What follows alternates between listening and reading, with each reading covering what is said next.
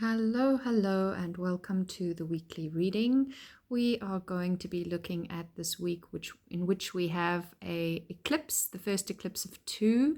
The next one will be 2 weeks from now at the new moon in Libra, but this will be the full moon in Pisces eclipse. And so I've brought in vetiver. It's a very thick resinous oil, hence it's gotten a little bit sticky at the top. It is very good sort of sedative type oil, and so puts you into a deep and peaceful sleep. And the reason that I've chosen oils today, including lavender, vetiver, and clary sage, is that dream time is exceptionally potent at points at which we're dealing with the archetype of Pisces, and extra in a eclipse.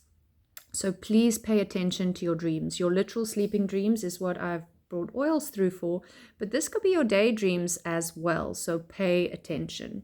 I also speak about eclipse being a dragon portal quite often, so we have got some dragon energy coming through, and I have drawn us a dragon card as well. So remember to pick a card between 1 and 4. This is going to give you a little extra personalized feeling of this week's reading. But the whole thing is a collective reading. It is not personal. If you're needing to drill deeper personally, please do not hesitate to get in touch. The link is below. Let's jump in. Pick a number and in we go. Let's focus. There's another little dragon for us. And here we have one major arcana card upside down. We have 2 court cards, and we have a cups, which is water, a pentacles, which is earth, and a wands, which is fire. So we're just missing the air or swords at the moment. Although the lightning of the tower card does bring a certain sharpness to it, which I feel can also bring in that air balance. There's a lot of energy in the tower card, like stormy energy that kind of almost pulls the elements together. Okay, so we start the week in this beautiful Knight of Cups. He's a very chivalrous, romantic, idealistic, creative. And we start with a knight and we end with a king. So there is this feeling of maturing. However, and we had this recently, I think, with a page and a king, actually. I'd have to look back to recall, but where there is this feeling of holding on to the idealism, maybe we should say, of the youth, but also how to mature into the wiser king. So there is a combination of maintaining that youthful exuberance and energy and idealism. And Pisces is the final sign of the zodiac. So it is like the wise sage, the mystic. However, it is also a dreamer. It is a sign and an archetype that can speak into the imaginal realms. Like maybe more is available to us if we just dream it into being, which is kind of idealistic. So it's almost like once you get to the end of the cycle and you're at the wisest, oldest of the stages of life, we might say, it's almost when you can reconnect to the youthful exuberance of what comes next, because Pisces is going to die so that Aries can be born.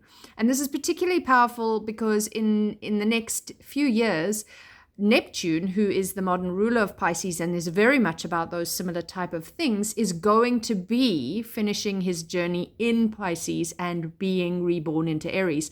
So that is going to be something we're going to be kind of continually working on, and it's starting to really show in the cards quite strongly. So if this is the card you drew, you really want to look at where is my idealistic mind taking me when I daydream or when I night dream, or what am I starting to imagine would make my life more magical, more wonderful, because he can really dream into these things, as I say, being a great romantic.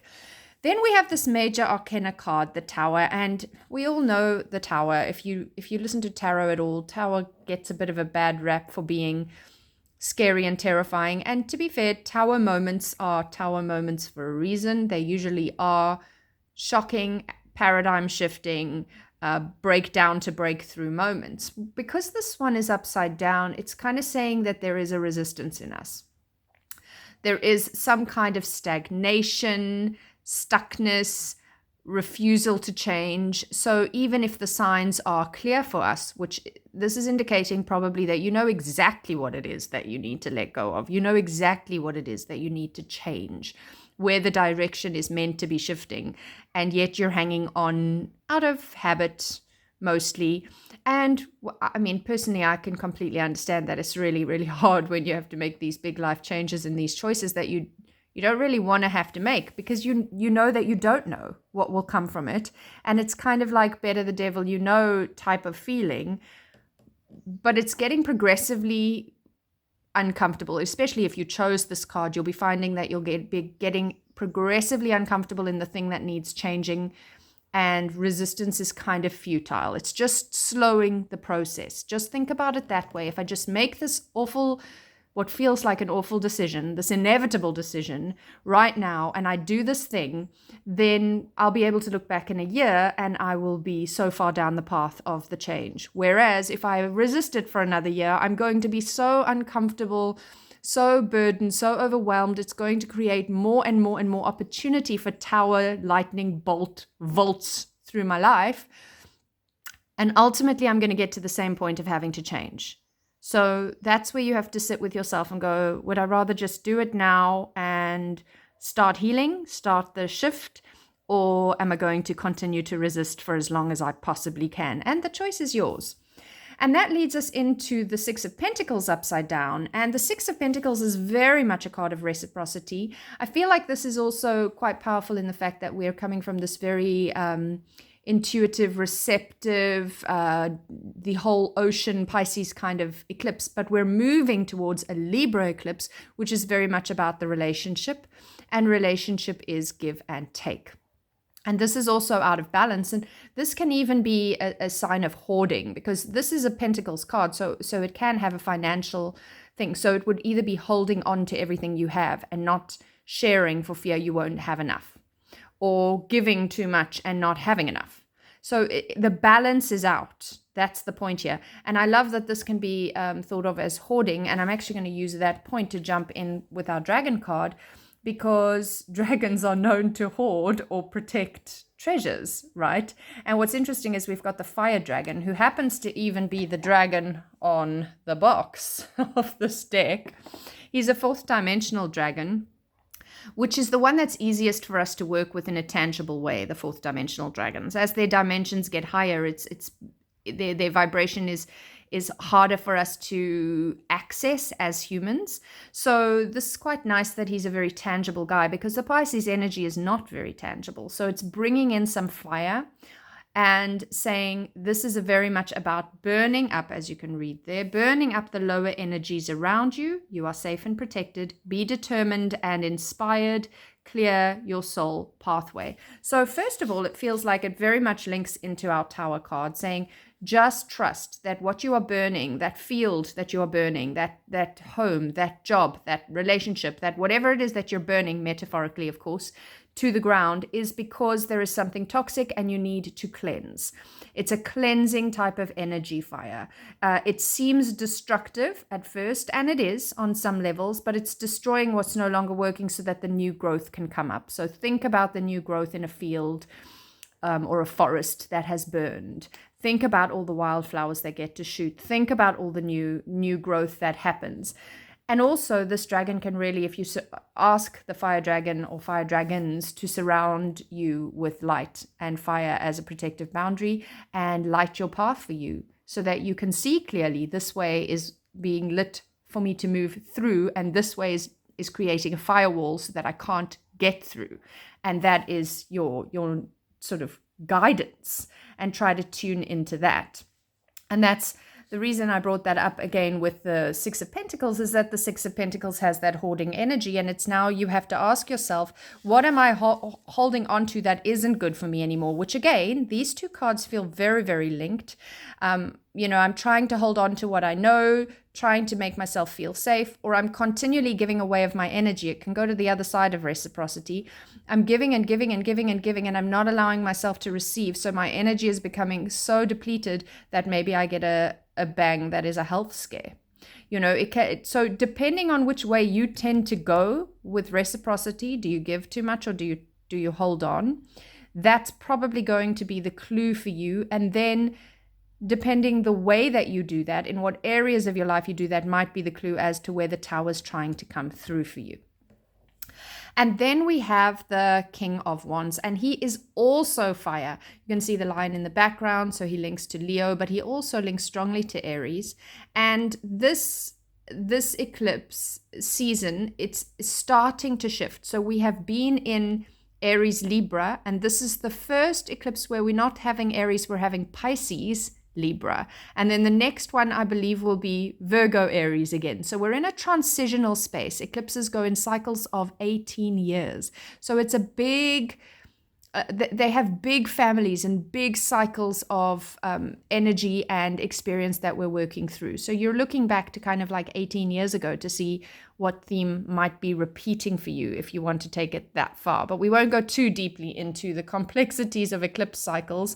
Suffice to say that between Fire Dragon and this King of Wands, I am feeling the nature of the Aries energy within the Pisces eclipse, because it is in that shifting sands.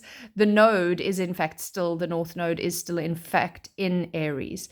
So I also just want to mention that being a North Node eclipse, this is an eclipse where we're supposed to be moving in a direction for our soul's evolution and growth.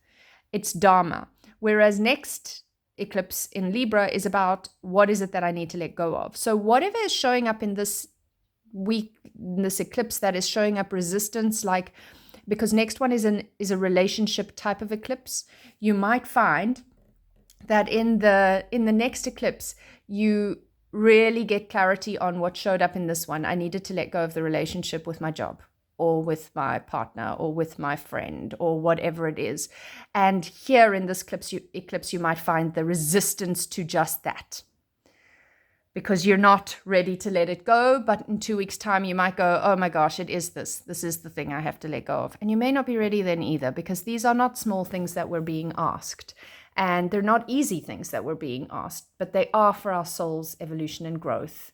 And yeah, there's not much there's not much for it but to try and ride the wave. That's also Pisces, ride the wave, because let's be honest, if you've ever been in a rough ocean, the ocean's going to win every time. You cannot outswim those big waves. You cannot avoid getting tumbled. You cannot, if you're swimming against the current, you do not have the energy to be saved. She will win. The ocean will win every time. But she doesn't want to kill you. She wants to birth you onto the beach into something new. She wants you to ride that wave, and she will roll you gently to shore.